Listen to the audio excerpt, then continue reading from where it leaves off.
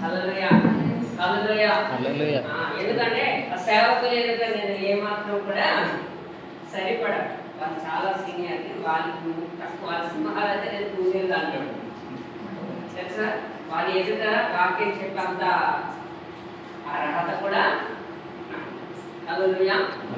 Okay, దేవుని బిడ్డలు ఎలా ఉండాలి?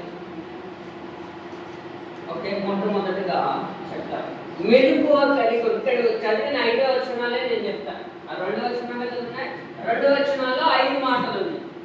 ఒకటి, మెలకువ కలిగి ఉండాలి. ఏం కలిగి ఉండాలి? మళ్ళీ ఒకవేళ సాయంత్రం నాకు అవకాశం అయితే మళ్ళీ అడుగుతా, గుర్తుంచుకో. ఒకవేళ అవకాశం ఇస్తే నేను అడుగుతా, ఎవరిని అడుగుతాను కూడా తెలియదు, అందుకే రాసుకో. మీరు కూడా ఇది సైడ్, మీరు ముస్లింలు కాదు, కింద కూర్చోవాలి పిల్లలు. సైడ్ ఎందుకు అంటే కింద కూర్చోలేని వాళ్ళకి సైడ్, పిల్లలకి కాదు, కింద కూర్చోండి. అది ఇదేనా? హల్లెలూయా హల్లెలూయా అనుకున్న మాట కలగే ఉంటాయి. ఎందుకంటే సైడ్ ఎవరికి, మన చిన్నపిల్లలు కాదు కదా. ఎవరైతే సైడ్లో అంటే కింద కూర్చోలేని వాళ్ళు, కాలు నొప్పులు, నడుము నొప్పులు, మోకాలు నొప్పులు ఉన్న వాళ్ళకే సైడ్. అన్ని అవయవాలు బాగున్న వాళ్ళకి కాదు. మీకన్నా ఇంకో వీళ్ళందరూ పెద్దవాళ్ళే, వీళ్ళందరూ కింద కూర్చున్నారు. అవునా? నేర్చుకోవాలి. హల్లెలూయా. ఒకటి, మెలకువ కలిగి ఉండాలి. ఎందుకు మెలకువ కలిగి ఉండాలి? ఎందుకు ఉండాలి? హల్లెలూయా. ఏ విషయంలో మెలకువ ఉండాలి? ఆత్మీయ జీవితంలో మెలకువ అనేది చాలా అవసరం. 1వ పేతురు పత్రిక 4వ అధ్యాయము 7వ వచనంలో అంటాడు, అన్నిటి అందుకు సమీపముగా. అంటే దేవుడు యొక్క రాకడ ఎలా ఉందట? సమీపంగా ఉంది. కనుక మీరు ఏం కలిగి ఉండాలంటే అక్కడ అంటాడు, అన్నిటి అందము సమీపమై ఉన్నది, కాగా మీరు స్వస్థ బుద్ధి గలవారే ప్రార్థనలు చేయుటకు. ఎందుకు మెలకువగా ఉండాలన్నా? ప్రార్థన చేయటానికి. ఈరోజు ఎంతమంది ప్రార్థన చేస్తారు? ఉదయం లేచి ఎంతమంది ప్రార్థన చేస్తారు? 1, 2, 4, 5. మరి మిగతా వాళ్ళు ఎందుకు చేయలేదు? మీకు అర్థం కాదు. నేను ఒక మాట చెప్తాను. మనిషి బ్రతకడానికి బుద్ధి చాలా ప్రధానమైనది కదా. అందులో చిన్న కన్నం పడినా పోతాడు కదా, పోతాడు కదా.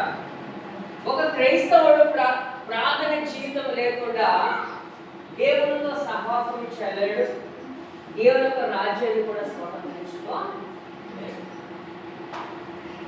అవునా కదా? దానికి ఒక మాట ఉన్నాడు కీర్తనలో 5వ అధ్యాయం అనుకుంటా. కీర్తనలు 5వ అధ్యాయము 3వ వచనంలో ఒక మాట అంటున్నాడు, యెహోవా ఉదయమున నా కంఠస్వరమునకు వినబడును, ఉదయమున నా ప్రార్థన నీ సన్నిధిని కాక్షించును. ఇది ఎవరు చెప్తున్నాడు ఇక్కడ? దావీదు చెప్తూ ఉన్నాడు. దావీదు ఎవరు? ఒక మహారాజు. ఆయనకు తీర్పుందా? ఉండదు. అయినప్పటికీ కూడా దావీదు ఏం చేస్తున్నాడు అంటే ఉదయాన తన కంఠస్వరం ఎవరికి వినిపిస్తున్నాడంట? దేవుడికి వినిపిస్తున్నాడు. అది ఎలా చేయాలో ముందుగానే రెడీ చేసుకొని ఉంటున్నాడు. ఎందుకంటే దేవుడు ఎప్పుడు వస్తాడో కూడా తెలియదు. అది కాకుండా అన్నింటి అందరూ సమీపమై ఉన్నది. స్వస్థ బుద్ధి గలవారే ప్రార్థనలు చేయటానికి ఎలా ఉండాలన్నా? మెలకువగా ఉండాలి. హల్లెలూయా హల్లెలూయా. హల్లెలూయా హల్లెలూయా. ఎలా ఉండాలి? మెలకువ కలిగి ఉండాలి. మరి ఈ రోజు మెలకువ కనిపించట్లేదు. మీరు ప్రతి ఒక్కరోజు ప్రార్థన చేయకపోతే నష్టం లేదంటారా? మరి ఒక పూట తింటా మానేవచ్చు కదా, నష్టం ఉందా? తింటా మానంటే ఉందా కదా? ఉందా లేదా? ఒక పూట తినకపోతే నష్టం ఉంది తెలుసా? కొంతమంది గ్యాస్ట్రిక్ ప్రాబ్లమ్స్ వస్తాయి, కొంతమందికి ఏజ్ వచ్చింది, షుగర్ వాళ్ళంతా పడిపోతారు వెంబడే తినకపోతే. కానీ నువ్వు ఉపవాసం ఉండే ప్రార్థన చేసినప్పుడు నీకు ఎలాంటి రోగం అనేది అంటే ఇప్పుడు ఈ వాక్యం ఏం చెప్తుందంటే అన్నిటి అంతము సమీపంగా ఉంది, ఇంకా క్లోజ్ అయిపోతుంది, అంటే ఈ లోకమే ఇంకా అంతం అవ్వబోతుంది. కనుక మనం ఎలా ఉండాలి? దేవుడిని ఎదుర్కోవటానికి మెరుగుగా ఉండాలి. హల్లెలూయా. మరి ఉపవాస ప్రార్థనలు ఎందుకంటే ఈ స్థితిని రెడీ చేసుకోవడానికి, దేవుని కొరకు మన ఆత్మను ఏం చేయడానికి, సిద్ధపరచుకోవడానికి. ఏదో ఎవరో పాస్టర్స్ వస్తారు, ఏదో చెప్పేస్తారు, లేకపోతే ఉపయోగం లేదు.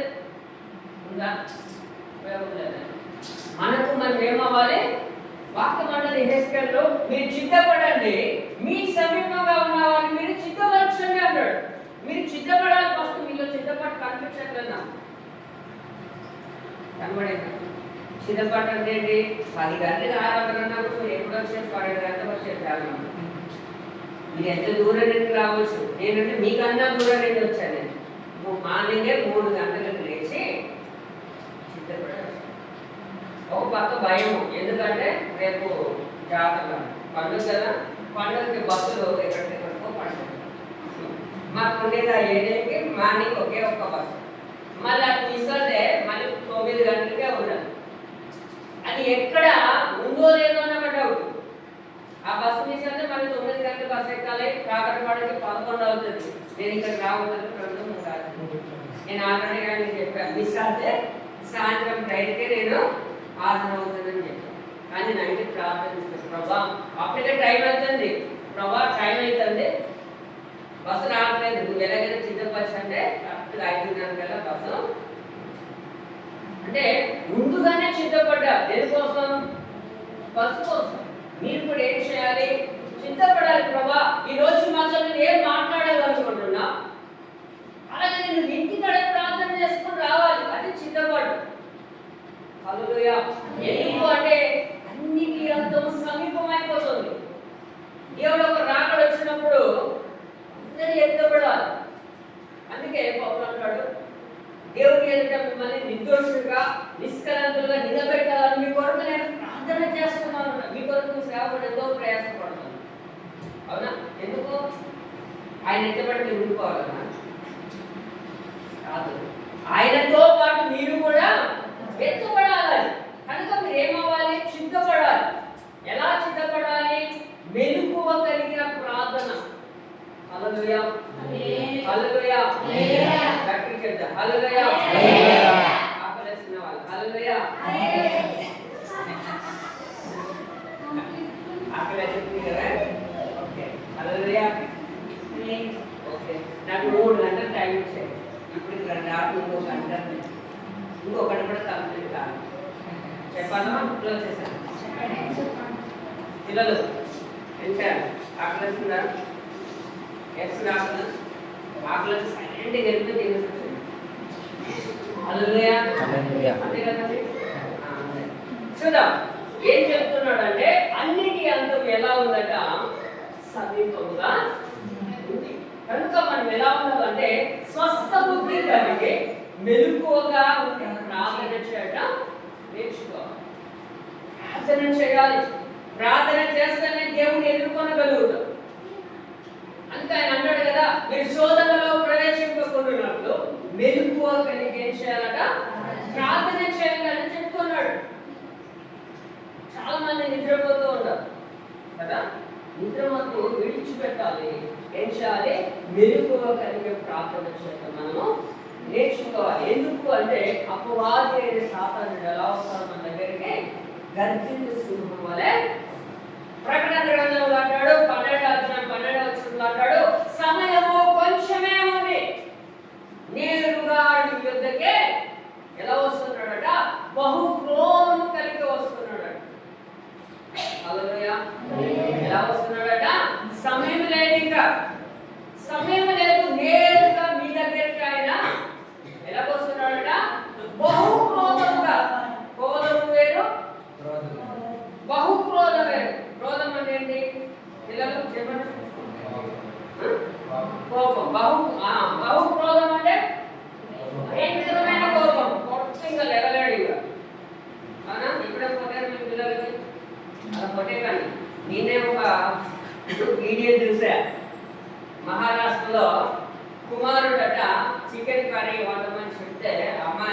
చేస్తుంది, చపాతీలు చేస్తుంది.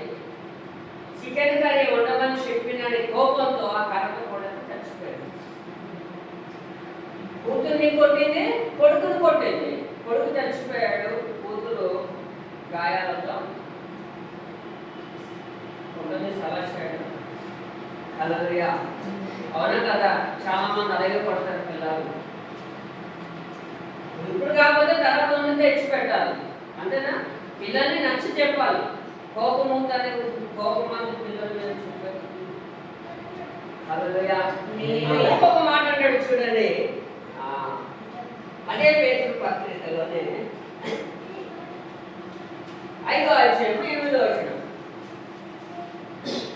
చూడండి. నిబ్బరమైన బుద్ధి గలవారే మెలకువగా ఉండండి. చూడండి ఏమంటున్నాడు? నిబ్బరమైన బుద్ధి కలిగి మెలకువగా ఉండండి. ఎందుకు మెలకువగా ఉండాలి? మీ విరోధి అయిన అపవాది ఎలా వస్తున్నాడట?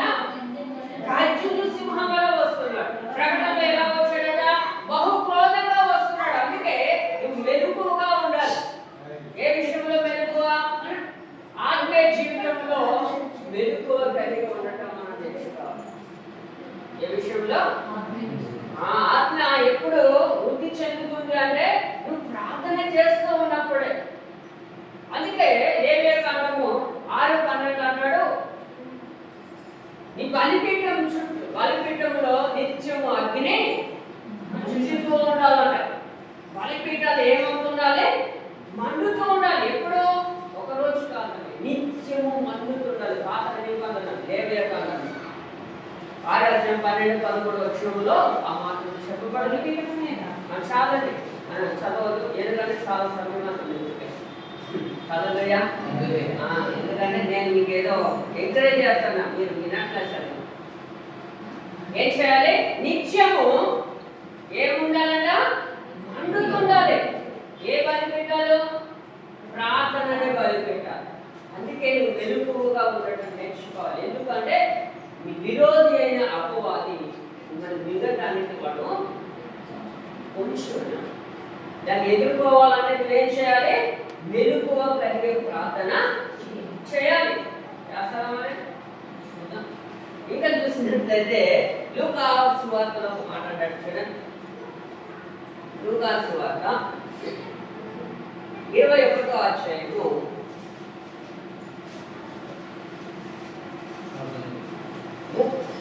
36వ వచనాన్ని చదువుతారు. కాబట్టి మీరు జరగబోవు వీటి నెలను తప్పించుకొని మనుష్య కుమారుని ఎదుట నిలబడుటకు శక్తి గలవారు అగునట్లు ఎల్లప్పుడూ ప్రార్థన చేయొచ్చు, మెలకువగా ఉండండి. చూడండి ఇక్కడ ఏం చెప్తున్నాడంటే నీ యొక్క దేవుని ఎదుట నిలబడటానికి శక్తి కావాలన్నాడు. అవునా? ఏ శక్తి ఉందండి? ఆయన పరిశుద్ధుడైన దేవుడు కదా. నీలో పరిశుద్ధత ఎప్పుడు వస్తుంది అంటే నువ్వు ప్రార్థన చేస్తున్నప్పుడే పరిశుద్ధత వస్తుంది. అందుకే అంటున్నాడు ఆయన ఎదుట నిలబడటానికి ఏముండాలంట? ఎల్లప్పుడూ ప్రార్థన చేయాలి. ఎలా ఉంది? మెలకువ కలిగే ప్రార్థన చేసినప్పుడు నీలో శక్తి అనేది వస్తుంది. నువ్వు దేవుని ఎదుర్కొనడానికి ఆ శక్తి కావాలి. హల్లెలూయా. అందుకే అంటున్నాడు మనుష్య కుమారు ఎదుట నిలబడటానికి ఏముండాలి? శక్తిమంతులగునట్లు మీరు మెలకువ కలిగే ఎల్లప్పుడూ ప్రార్థన చేయాలి. ఎప్పుడట? ఒకరోజా? హల్లెలూయా. ఈ సమయం దొరికినప్పుడల్లా నువ్వు ప్రార్థన చేయడం నేర్చుకోవాలి. ఒక సమయం పెట్టుకోవాలి. నువ్వు ప్రార్థన చేసుకోవడానికి ఒక సమయం పెట్టాలి. పెట్టుకున్నాను మీకు ఉందా? ఉంటే మంచిది. ఒక సమయం అనేది నిర్ణయం చేసుకోవాలి. అది మార్నింగ్ అయినా, ఆఫ్టర్నూన్ అయినా, నైట్ అయినా, ఎప్పుడైనా ఒక సమయం పెట్టుకుంటే ఆ సమయంతో నువ్వు దేవుడి దగ్గరికి గడుపుతున్నప్పుడు దేవుడు నీతో మాట్లాడడానికి ఆ సమయం ఆ స్థలంలోనికి వస్తారు. తర్వాత ఒక ప్రార్థన చేసుకోవడానికి ఒక రూమ్ నువ్వు సిద్ధపరచుకోవాలి. ఒక స్థలాన్ని సిద్ధపరచుకోవాలి. ఎక్కడ పడితే అక్కడ కాదు. నువ్వు రోజు ఎక్కడ చేస్తున్నావో అక్కడే చేస్తూ ఉండాలి ప్రార్థన. నేను రోజు ఇక్కడ, రేపు అక్కడ, ఏడు అక్కడ చేస్తానంటే అవదు. హల్లెలూయా. ఎందుకంటే ఒక స్థలం అనేది నీకు కావాలి. యేసుక్రీస్తు కూడా ఏంటి ఎత్తుకున్నాడు? కొండనే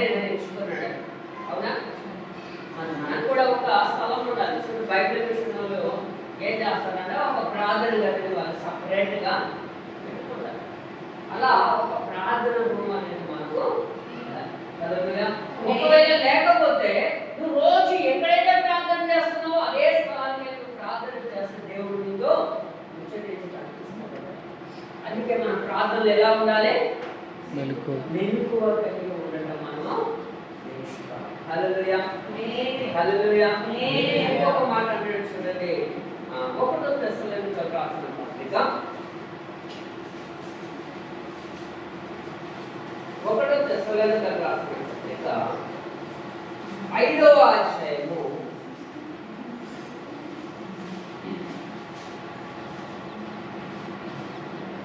6వ వచనంలో అంటాడు చూడండి, కావున ఇతరుల వలె నిద్రపోక మెలకువగా ఉండి మత్తులము కాక యుద్ధము అని చెప్తూ 8వ వచనంలో అంటాడు చూడండి, మనము పగటి వారమై ఉన్నాము కనుక మధురమై ఉండక విశ్వాస ప్రేమలను కవచము రక్షణ నిరీక్షణను శిరస్సులను ధరించుకుందుము అంటాడు. ఎలా ఉండాలంట? మన మత్తులము కాక మెలకువగా ఉండాలి అని వాక్యం చెప్తుంది. మరి ఈరోజు క్రైస్తవ బిడ్డలుగా లేకపోతే దేవుని బిడ్డలుగా మనం ఎలా ఉండాలి? మెలకువ కలిగిన జీవితాన్ని కలిగి ఉండాలి. హల్లెలూయా, హల్లెలూయా, హల్లెలూయా. చాలా ఉన్నాయి కానీ మనం చూసి ఆపాదన చేసుకుంటాం. హల్లెలూయా. ఎందుకంటే మనం అంత్య దినాలలో అపాయకరమైన కాలాలు వస్తున్నాయి కనుక దేవుని ఎదుర్కోవడానికి ఏముండాలి? మనకు మెలకువ స్థితి చాలా అవసరం. హల్లెలూయా.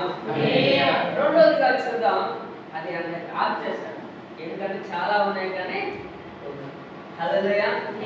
రెండోది మనం చదివిన దానిలో రెండోది ఏంటి? విశ్వాసంలో నిలకడగా ఉండాలి.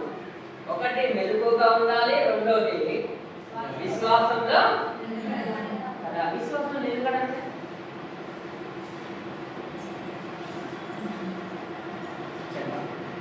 హల్లెలూయా. విశ్వాసంలో నిలకడగా ఉండడం, స్థిరంగా ఉండటం. మత్తయి సువార్త 21వ అధ్యాయం 22వ వచనంలో అంటాడు, మీరు ప్రార్థన చేస్తున్నప్పుడు ఏమైతే అడుగుతున్నారో అది పొంది ఉన్నామని నమ్మండి అంటాడు. అది విశ్వాసం. అంటే లేనిది నువ్వు పొందాలని నమ్మటం విశ్వాసం, అది స్థిరత్వం. హల్లెలూయా. ఎంతమందికి విశ్వాసం ఉంది? నిజమేనా? హల్లెలూయా. ఎబ్రీ పత్రికలో అంటాడు 11వ అధ్యాయం 6వ వచనంలో అంటాడు, విశ్వాసం లేకుండా దేవునికి ఇష్టలై ఉండుట అసాధ్యం. దేవుని వద్దకు వచ్చిన వాడు తన ఫలము దయచేస్తున్నాడని నమ్మాలి అంటాడు. అవునా? మీరు ఇప్పుడు వచ్చారు, ఎందుకు వచ్చారు? మీరు ఏ కారణం లేకుండా రాదు కదా. కనుక విశ్వాసం ఎలా ఉండాలి? స్థిరంగా ఉండటం నేర్చుకోవాలి. విశ్వాసం తుర్తిలకూడదు, ఏమవ్వకూడదు. మనం ఏం చేస్తామంటే మన విశ్వాస జీవితం తిరుగుతుంది, అటు స్థిరత్వం ఉండదు. ఉండదా? ఉండదా? హల్లెలూయా, హల్లెలూయా. విశ్వాసం ఏం చేయాలి? స్థిరంగా ఉంచుకోవాలి. చాలా మందికి విశ్వాసంలో బలహీనలు అయిపోతూ ఉంటారు. విశ్వాసంలో అవునా, చిన్న రోగం వచ్చిందనుకో, రోగంలో ఏమైతుంది? విశ్వాసం ఎంతకో పడుతుంది. అసలు విశ్వాసం అంటే ఏంటంటే నమ్మకం. హల్లెలూయా. విశ్వాసం అంటే ఏంటి? లేనిది ఉన్నదని కదా. యేసు ప్రభువుని చూసారండి, చూసారా? చూసారా? మరి ఎలా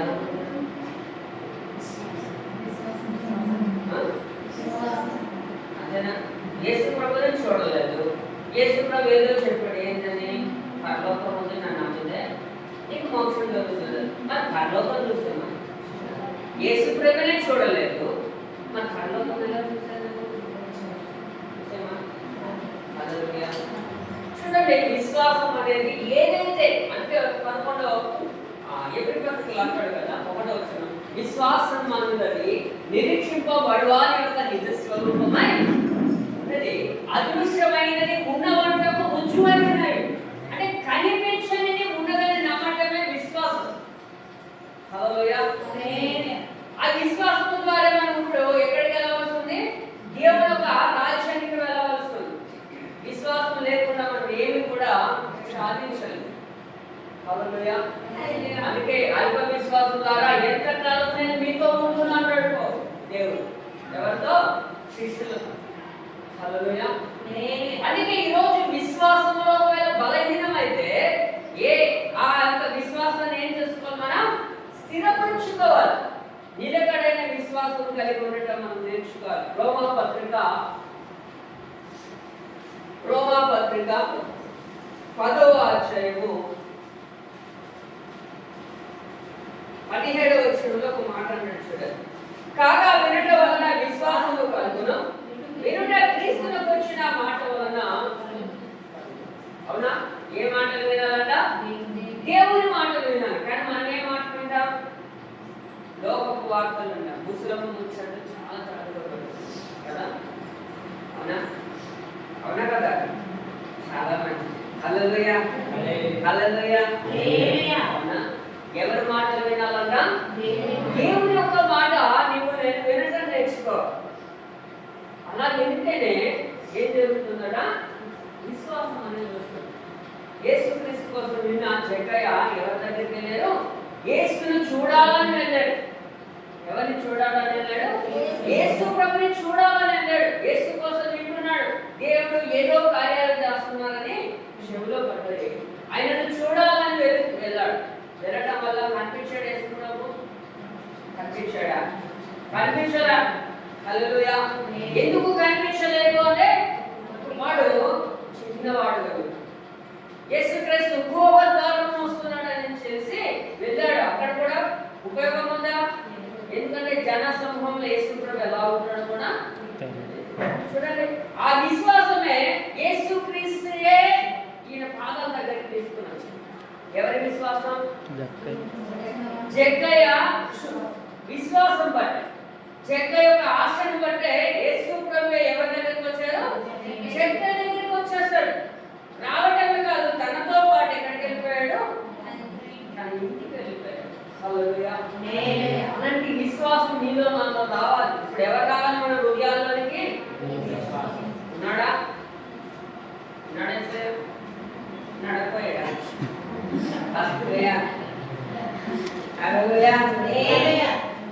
అందుకే స్థిరమైన విశ్వాసం నీకు నాకు విశ్వాసంలో సన్నగిలిపోతుంది. సమస్యలు ఎదురైనప్పుడు సమస్యను ఎదుర్కొంటూ వెళ్ళాలి. సమస్యను ఒక్కొక్కసారి మన పరిస్థితులను బట్టి చనిపోవాలనే ఆలోచనలు కూడా మనకు కలుగుతాయి. అవునా? నీకు కలిగేలేదుగా నాకైతే కలిగింది. రీసెంట్గా మా అమ్మ కూడా చనిపోయారు. మా నాన్నగారు చనిపోయారు, మా అమ్మ చనిపోయి ఉండేది నేను అనుకోండి. హల్లెలూయా. ఒక్కొక్కసారి కలుగుతుంటాయి. కానీ దేవుని యొక్క ఆత్మ మళ్ళీ నన్ను బాధిస్తూ ఉండదు. ఎందుకంటే నాలో నాకు ఎవరిది? నేను చెప్పుకోవడానికి ఏం లేదు కదా. హల్లెలూయా. ఒక్కొక్కసారి మన యొక్క పరిస్థితులను బట్టి మనం చనిపోవాలన్న ఆలోచనలు కలుగుతూ ఉంటాయి. అవునా? నీకు కలిగే ఉంటాయి నాకు తెలుసు. ఎందుకంటే కొంతమందికి ఎప్పుడు ఇబ్బందులు వస్తాయంటే భర్త బాధించినప్పుడు వస్తుంటాయి. ఇంట్లో అప్పుల సమస్యలు ఎక్కువైపోయినప్పుడు చనిపోవాలన్న ఆలోచన వస్తాయి. అవునా? కాదు, రాకపోతే ధన్యమే. హల్లెలూయా. హల్లెలూయా. ఎన్ని పరిస్థితులు ఎదురైనా ఏం చేయాలి? విశ్వాసంలో నిలకడగా ఉండాలి. అందుకే శద్రకు మేషకు అబద్ధములు అంటారు. నెబుకద్నెజరు రాజా ఈ అగ్నిగుండం నుండి రక్షించడానికి మా దేవుడికి సమర్థుడు. మా దేవుడు ఒకవేళ రక్షించమని పని లేదు, మాకు చింత ఏమి లేదు, బాధ ఏమి లేదు అన్నారా లేదా? చింత లేదు అన్నాడు. హల్లెలూయా. చూడండి, వాళ్ళ యొక్క విశ్వాసాన్ని బట్టి అగ్నిగుండం నుండి వారు రక్షింపబడ్డారు. ఈరోజు నీ జీవితంలో కూడా అలాంటి పరిస్థితులు ఎదురైనప్పుడు ఏం చేయాలి? సమస్యను చూసి సమస్య ఏమవ్వాలి? పారిపో అని చెప్పాలి. నువ్వు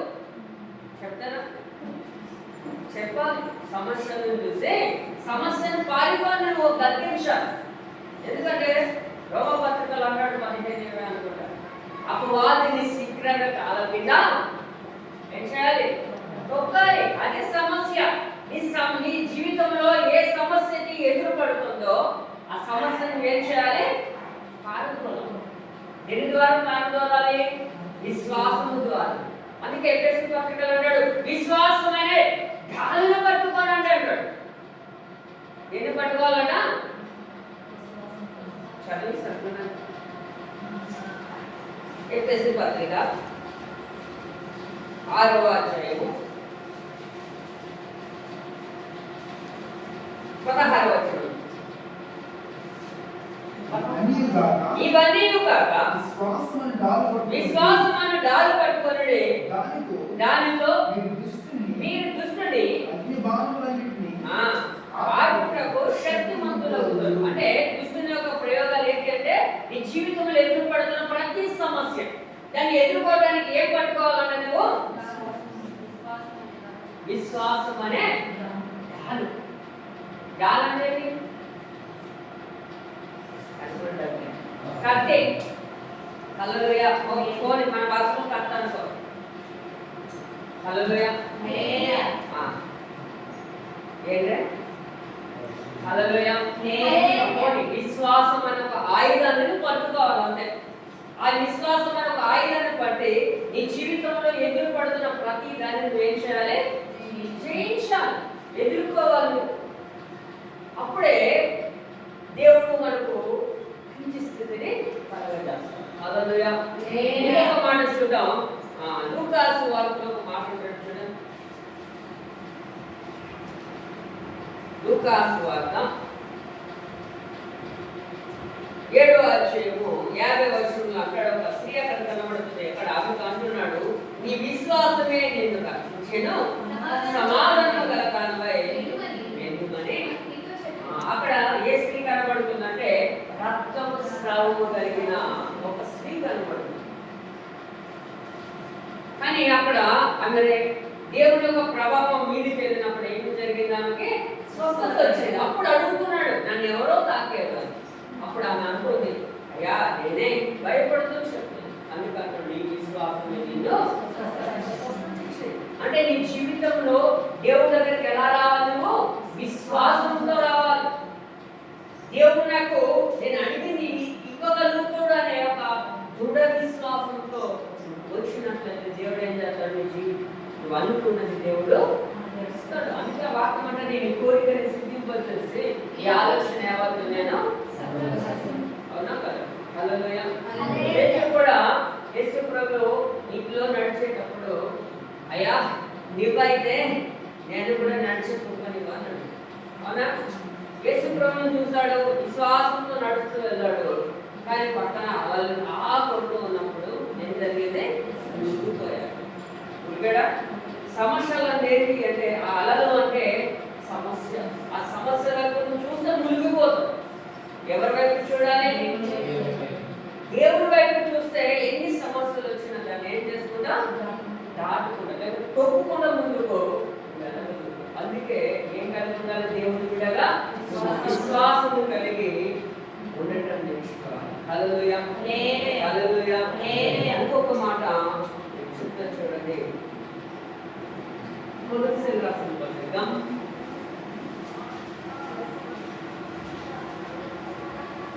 రాసిన పత్రిక 4వ అధ్యాయం 2వ వచనంలో అంటాడు చూడండి.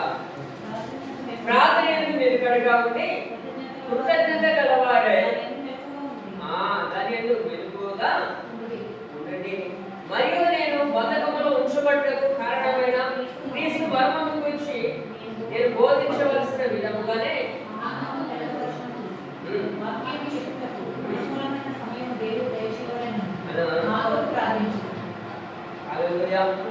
ఎలా ఉండాలంట? స్థిరముగా ఉండాలి. విశ్వాసంలో ఎలా ఉండాలి? స్థిరముగా ఉండాలని లేఖనాలు మనకు చదివిస్తున్నాయి. హల్లెలూయా. హల్లెలూయా. మూడోదిగా మనం చదవబడిన లేఖనాలు మూడోది ఏంటి? పౌరుషము గలవారా. ఏ విషయంలో పౌరుషం రావాలి? పక్కన హల్లెలూయా. రెండు చెప్పా. ఒకటి విశ్వాసం, ఒకటి మెరుగుగా ఉండాలి, రెండోది విశ్వాసం కలిగి ఉండాలి, మూడోది పౌరుషం కలిగి ఉండాలి. ఏ విషయంలో అంటే దేవుని పని చేసే విషయంలో ఎలా ఉండాలి? సెకండ్ పౌరుషం కలిగి వెళ్ళాలి, దేవుని పని చేయాలి. హల్లెలూయా. నా ప్రాణం పోయినా పర్వాలా అని వెళ్ళాడా లేదా? ఆ పౌరుషంతో వెళ్ళాడు కనుకే అక్కడ చంపబడ్డాడు. కానీ చంపబడడం వలన ఒక వ్యక్తి అక్కడ రక్షణకు కారకుడు. అవునా? ఆ రోషము, ఆ ధైర్యము, ఆ పౌరుషం లేకపోతే ఏమి చేయలేదు కదా. హల్లెలూయా. ఈరోజు దేవుని బిడ్డలుగా మనకు దేవుని దగ్గరికి వచ్చినప్పుడు మన ఇంటి వారు అవ్వచ్చు, మన ఇరుగు పొరుగు వారు అవ్వచ్చు, అనేక రీతిలుగా మనకి ఏం చేస్తారు? నిందలు వస్తాయి, అవమానాలు వస్తాయి కదా. అనేకమైన మాటలు ఆడుతున్నప్పుడు ఏం చేయాలి? వాటన్నింటినీ తొలుగుతుంటే ధైర్యంగా రోషం కలిగి ఎక్కడికి రావాలి? దేవుని సన్నిధికి రావడం నేర్చుకోవాలి. హల్లెలూయా. చూడము 1 తెస్సలోనికలు 2వ అధ్యాయములో అన్నాడు చూడండి, మీరు ఎదిగినట్టే మేము పిలుపులో ముందు శ్రమపడి అవమానం పొంది ఎంతో పోరాటంతో దేవుని సువార్తను మీకు బోధించినకై మన దేవుని యందు ధైర్యం తెచ్చుకుంటామని చూడండి. ఎంతో శ్రమతో, ఎంతో పోరాటంలో దేవుని కొరకు పౌలు ఏం చేస్తున్నారు? దేవుని యొక్క సువార్తను ప్రకటిస్తున్నారు. ఈరోజు దేవుని కొరకు నువ్వు నేను కూడా ఎలా ఉండాలి? ధైర్యముగా ఉండాలి. మనం భయపడుతున్నాం ప్రతి విషయంలో కదా. కొంతమంది చూడండి, స్త్రీలు ఏం చేస్తారంటే చర్చికి వచ్చేటప్పుడు చిక్కలు బొట్లు పెట్టుకొని వస్తారు కదా కదా. వస్తారు, వచ్చి చర్చి బయట స్పీకర్ గీటర్స్ అలా పెట్టేసి లోన్ నుంచి మామూలుగా వస్తారు. ఎందుకు? కారణం ఏంటి? భయపడుతున్నారు. ఎవరికి భయపడుతున్నారు? మనుషులకు భయపడుతున్నారు. ఇంట్లో బయలుదేరినప్పుడు నీ ఇంట్లో ఏముంటుంది? బొట్టు ఉంటుంది, ఉంటుందా లేదా? బొట్టు ఉంటుంది. కానీ చర్చి ఆవరణకు వచ్చినప్పుడు ఏముంటుంది? ఉండదు. ఎందుకు? అది తీసి ఎక్కడ పెడతారో? ఆ గోడల దగ్గర, లేకపోతే ఆ ప్రహారంలో పెడతారు. మళ్ళీ ఇక్కడ నేను వెళ్ళగానే అది పెట్టేసుకొని మళ్ళీ సైలెంట్గా ఏం కలనట్టు. అంటే నీకు ఏం లేదు. హల్లెలూయా. అంటే మీరు బొట్లు పెట్టారని చెప్పట్లే. అంటే కొంతమంది అది పెట్టుకోవాలా పెట్టుకోకపోతే తీయాలన్నది మీ ఇష్టం. హల్లెలూయా. చాలా మంది బలవంతం చేస్తారు బొట్టు తీయాలి అని కదా. దేవుడు నేను దర్శించి తీసేసుకో, లేదు అంటే ఒకేసారి పక్కన మాటలు వినదు. హల్లెలూయా. అవునా కదా. కానీ మనం దేవుని బిడ్డలని ధైర్యంగా లోకానికి చాటి చెప్పాలి. మనం అవునా? పిరికి వారిగా మనం ఉండకూడదు. ఒకవేళ పోతే చూడాలి అన్నారు ప్రభా. నెబుకద్నెజరు రాజా మా దేవుడి అగ్నిగుండాన్ని రక్షించడానికి సమర్థుడు, ధైర్యంగా చెప్తున్నారు. అవునా? దానియేలు కూడా అలాగే ఉన్నాడు. నా ప్రాణం పోయినా పర్వాలేదు, కానీ నా దేవుడు నేను విడిచిపెట్టదని ముమ్మారైతే ఏం చేస్తున్నాడు? ప్రార్థన చేస్తున్నాడు. ఆ ధైర్యమే తనకు సింహాల భవనం నుండి.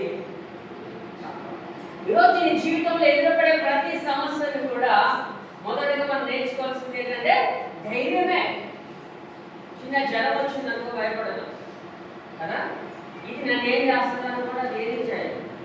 చాలా మంది చిన్న తలనొప్పి వచ్చినా, జ్వరం వచ్చినా వెంబడే ఎవరు గుర్తొచ్చేస్తారు? టాబ్లెట్ గుర్తొస్తుంది. లేదు అంటే టాబ్లెట్ కనబడతో పక్కింటి గుర్తొస్తారు. ఎందుకంటే కాళ్ళ దగ్గర ఉన్నాయో మాకు లేదా. లేదు అంటే వెంబడే ఫోన్ చేస్తారు. ఎవరికి ఇంట్లో తెలిసి నాకు ఇలా అయిపోతుంది, వెంబడే ఎక్కడ తీసుకున్నాడు కదా. అంటే నీకు ఏం లేదు. దేవుడు ఏం చెప్పాడు? నేను స్వస్థపరచు యెహోవాను అన్నాడా లేదా? అబద్ధం అది. మరి అలాంటప్పుడు టాబ్లెట్ ఎందుకు చూస్తున్నా?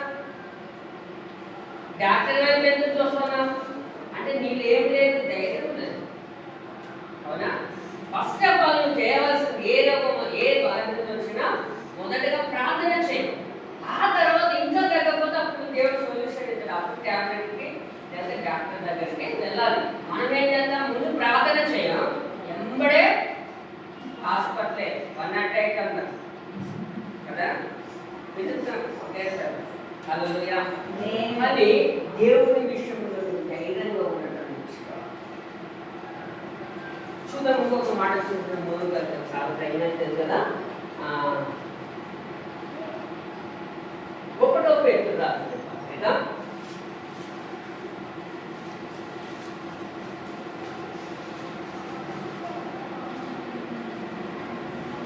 3వ అధ్యాయము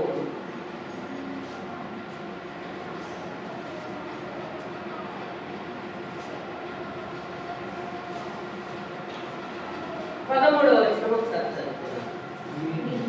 మీరు మంచి విషయములో ఆసక్తి గలవారైతే మీకు హాని చేయవాడేవాడు? మీరు ఒకవేళ నీతి నిమిత్తము శ్రమపడినను మీరు ధన్యులే. వారి బెదిరింపు నాకు భయపడకూడే. చూడండి, ఇక్కడ ఏం చెప్తున్నాడంటే, మీరు మంచి విషయంలో ఆసక్తి గలవారైతే మీకు హాని చేసేవాడు ఎవడు కూడా లేడు. ఒక్కవేళ వచ్చిన నీతి నిమిత్తము శ్రమ పడినను మీరు ధన్యులు అని చెప్తున్నాడు. అవునా కదా? హల్లెలూయా. అందుకే వారి బెదిరింపులకు మనం ఎప్పుడు భయపడకూడదు, ధైర్యంగా ముందుకు వెళ్ళటం మనం నేర్చుకోవాలి. ప్రతి విషయంలో మనం ఫస్ట్ ఆఫ్ ఆల్ మనలో ఉన్న భయమును తొలగించి ధైర్యముగా ఉండటం నేర్చుకోవాలి. అది మన వ్యక్తిగత జీవితం అవ్వచ్చు, ఆత్మీయ జీవితంలోనైనా ఏముండాలి? ధైర్యం అనేది చాలా అవసరం. కానీ మనం చిన్న బలహీనతకే చాలా బలహీనమైంది. నీ ఎప్పుడైతే భయపడతావో ఆ భయమే నిన్ను మరణం వరకు తీసుకుని వెళ్ళిపోతుంది. ధైర్యంగా ఉండే నువ్వు 6 రోజులు చచ్చిపోతానన్న సంవత్సరం వస్తుంది. హల్లెలూయా. అందుకే దేవుని బిడ్డలుగా, లేకపోతే మనందరికి ఏముండాలి? ధైర్యం ఉండాలి. కొంతమంది భయపడి స్కూల్ పిల్లలు కూడా స్కూల్ మానకుంటారు. ఎందుకు? భయానికే, చదవడానికి రాక, టీచర్ వాళ్ళే భయపడి, వర్క్ వేసే చేయలేక భయపడతారు. కానీ వాళ్ళు తప్పో రైటో చేసేసి ధైర్యంగా ముందుకు వెళ్తా అన్ని చేయగలుగుతారు. ఆ భయమే వాళ్ళని ఏం చేస్తుందంటే స్కూల్కి చాలా దూరం చేస్తున్నారు. అవునా? కొంతమంది భయపడి ఎక్కడికెక్కడికో పారిపోతారు, తల్లిదండ్రులు భయపడుతుంటారు. చూద్దాం, ఇంకొక మాట చూస్తే ముందుకు వెళ్ళిపోతా. చూడండి, అపోస్తలుల కార్యాల్లో మాట్లాడాడు. అపోస్తలుల కార్యాలు 4వ అధ్యాయము 13వ వచనంలో మాట్లాడుతున్నాడు. వారు పేతురు యెహోవాను ధైర్యం చూసినప్పుడు వారి విద్యలేని కాములను గ్రహించి ఆశ్చర్యపడి వారు యేసుతో కూడా ఉండిన వారని గుర్తెరిగి. చూడండి, ఇక్కడ ఏమంటున్నారంటే, వారు పేతురు యోహానుల ధైర్యమును చూసినప్పుడు వారు విద్య లేని కామరులను గ్రహించి ఆశ్చర్యపడి అని చెప్తున్నారు. పేతురు యోహానులు ఎలా ఉన్నారు? దేవుని విషయంలో ధైర్యముగా ఉన్నారు. వారికి సాక్ష్యం ఇస్తున్నారు. ఏమనంటే, ఈ భూమిని తలక్రిందులు చేసే వాళ్ళని. ఎందుకంటే వాళ్ళు అంత ధైర్యంగా ఉన్నారు దేవుని విషయంలో. ఎప్పుడు వచ్చింది ధైర్యము అంటే వాళ్ళు పరిశుద్ధాత్మతో నింపబడినప్పుడు వచ్చింది. అందుకే నీకు నాకు ఏముండాలి? ఆ పరిశుద్ధాత్మ నింపుదల మనలోనికి వచ్చినప్పుడు మనం ధైర్యంగా ఉండగలుగుతాం ప్రతి విషయం. అందుకే దేవుడు అంటాడు, ఆత్మసిద్ధమే శరీరము బలహీన. ఆత్మ సిద్ధంగా ఉండాలంటే దేవుడు యొక్క శక్తి నీలోనికి రావాలి. అందుకే వాక్యం అంటే క్రీస్తు ఆత్మ లేనివాడు క్రీస్తు ఆత్మ నీలోకి వచ్చినప్పుడే నువ్వు ధైర్యంగా ఉండగలదు. అందుకే ధైర్యం రావాలంటే దేవుని యొక్క ఆత్మ చేత నువ్వేమవ్వాలి? నింపబడాలి. అందుకే పేతురు యోహానులు ఆ యొక్క మేడగదిలో దేవుని యొక్క ఆత్మ చేత నింపబడ్డారు. అందుకే పేతురు ధైర్యంగా లేచి వాక్యాన్ని ప్రకటించినప్పుడు ఇంచుమించు ఎంతమంది రక్షింపబడ్డారట? ఎంతమంది? 3000 మంది రక్షింపబడిన వాక్యము. అంటే ధైర్యం రావాలి అంటే నువ్వు దేని చేత నింపబడాలి? ఇప్పుడు దేవుని యొక్క ఆత్మ చేత నింపబడాలని వాక్యం చెప్తుంది. హల్లెలూయా, హల్లెలూయా. నాలుగోదిగా మనం చూస్తున్నట్లయితే బలవంతులై, నాలుగోది ఏమన్నా బలవంతులుగా ఉన్నారు. అవునా? వాక్యం అంటే మీలో ఉన్నవాడు లోకంలో ఉన్నవాడు కన్నా గొప్పవాడు. ఆ గొప్పవాడు నీలో ఉంటే నువ్వు బలం కలిగి ఉండదు. అందుకే వాక్యం మనకి ఎఫెసీయులకు రాసిన పత్రిక 6వ అధ్యాయము 10వ వచనంలో ఒక మాట అన్నాడు చూడండి. తుదకు ప్రభు యొక్క మహాశక్తిని బట్టి ఆయన యందు బలవంతులై ఉండండి. ఎందుకు బలవంతులు ఉండాలంటే అంటాడు, అపవాది తంత్రాలను ఎదిరించుటకు శక్తిమంతులకు దేవుడిచ్చి సర్వాల కవచములు ఏం చేయాలి? ధరించుకోవాలి. దేవుడి సన్నిధిలో ఎలా ఉండాలి? బలము కలిగి ఉండాలి. బలహీనులు సంసోను బలవంతుడిగా ఉన్నాడు. ఎప్పుడు బలం వచ్చింది ఆయనకి? దేవుని ఆత్మ చేత నింపబడుతున్నప్పుడెలా వస్తున్నాయి. ఈరోజు నీకు నాకు కూడా బలం రావాలంటే దేవుని ఆత్మ చేత నింపబడుతూ ఉండాలి. ఒకరోజా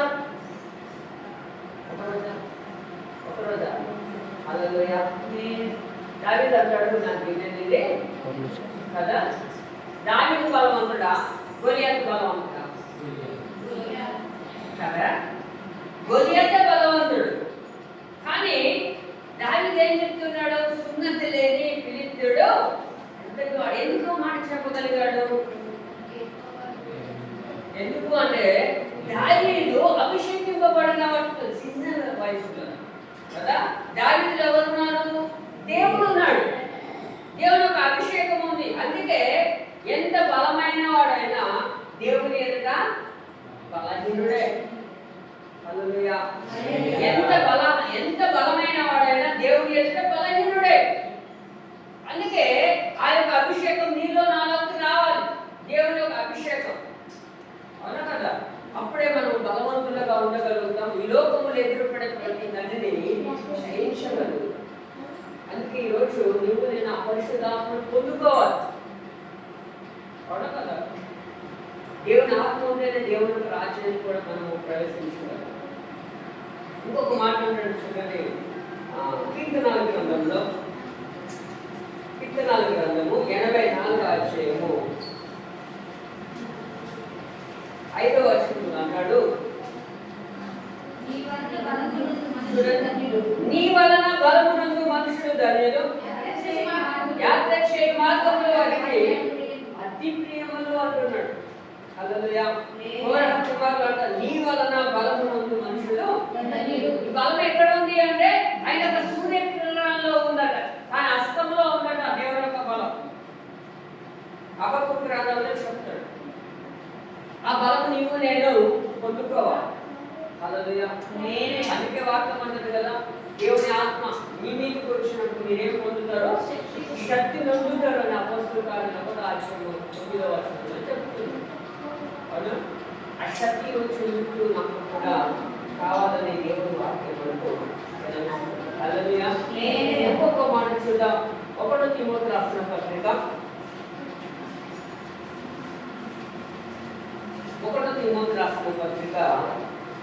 2వ అధ్యాయము 1వ వచనంలో అంటాడు, మనము సంపూర్ణవతియు మాన్యత కలిగి నెమ్మదిగా సుఖముగా బ్రతుకు నిమిత్తము అన్నిటికంటే ముఖ్యముగా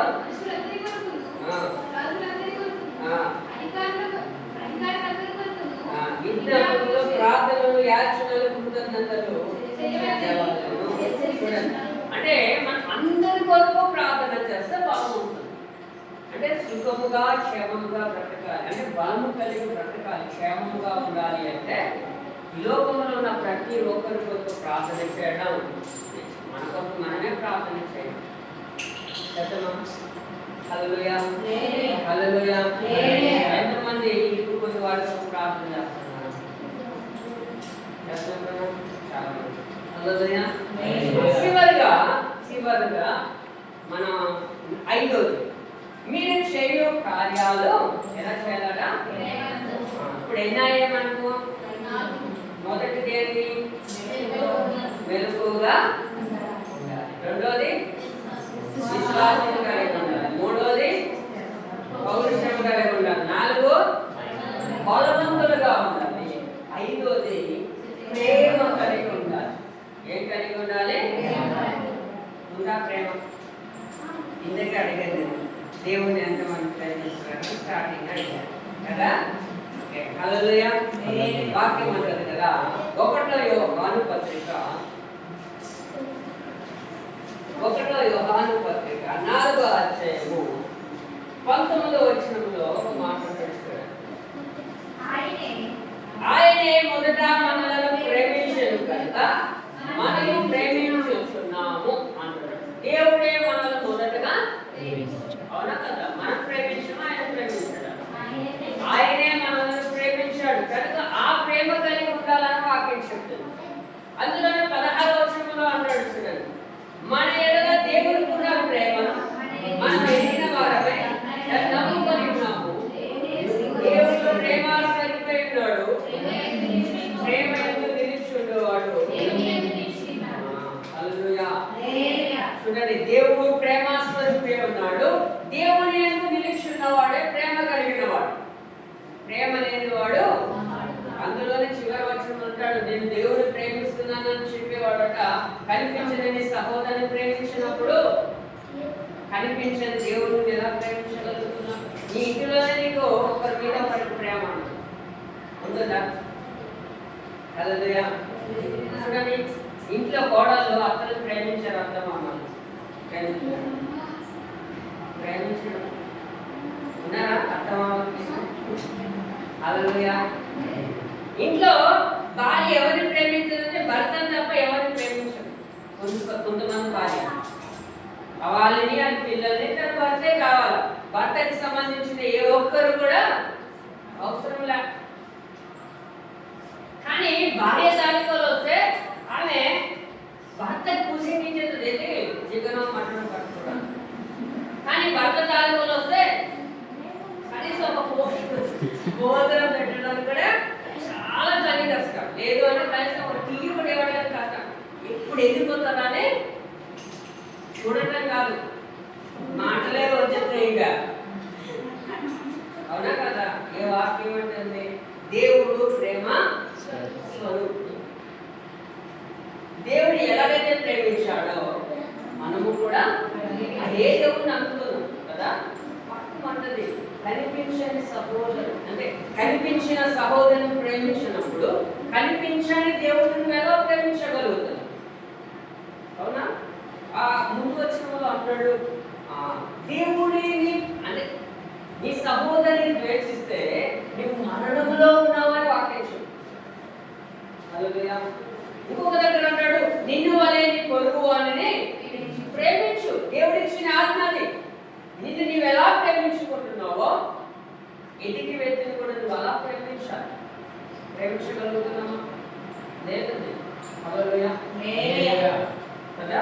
నిన్ను నీవు ఎలా ప్రేమించుకుంటున్నావో ఎదుటి వ్యక్తిని కూడా నువ్వు అలా ప్రేమించాలి. అప్పుడే క్రీస్తు ప్రేమ నీలో ఉందని నువ్వు గుర్తించాలి.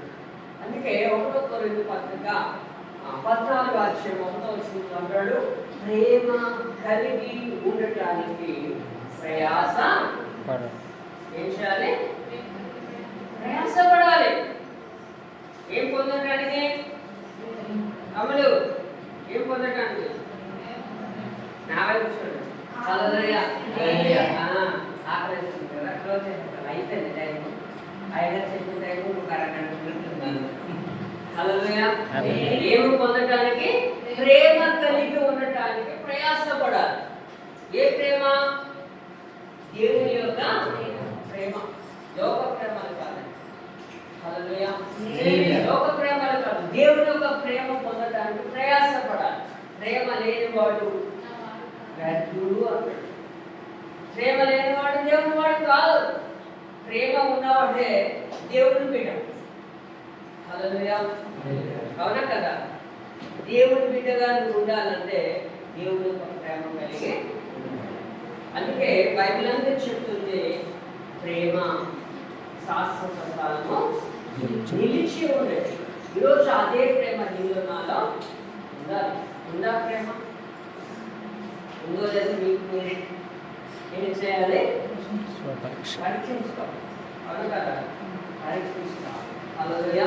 నేను ఇప్పుడు ఏం చెప్పాను? మరి దేవుని బిడ్డ అంటే ఒక క్రైస్తవ బిడ్డ లేకపోతే దేవుని బిడ్డ ఎలా ఉండాలి? ఏం కలిగి ఉండాలి? మెలకువ కలిగిన ప్రార్థన జీవితాన్ని కలిగి ఉండాలి. తర్వాత రెండోది విశ్వాసంలో నిలకడగా ఉండడం నేర్చుకోవాలి. మూడోది పౌరుషం ఉండాలి. ఏ విషయంలో? భర్త భార్య కొట్టే విషయంలో కాదు, లేదా పిల్లలు కొట్టే విషయంలో కాదు, దేవుని విషయంలో పౌరుషం కలిగి ఉండాలి. అవునా కదా? నాలుగోదిగా బలము కలిగి ఉండాలి. ఏ విషయంలో? ఆత్మలో బలం ఉండాలి. ఎందుకు బలం కావాలి? పురాత్మ శక్తులను ఎదుర్కోవడానికి బలము కావాలి. అన్నిటికన్నా ప్రాముఖ్యత ఏంటి అంటే ప్రేమ. ఈ ప్రేమ మనలో నిలిచి ఉండాలి. వాక్యం అంటేనే మత్తయి సువార్త 24:12 అనుకుంటా, అక్రమము విస్తరించడం వలన ప్రేమ ఏమైతుంది?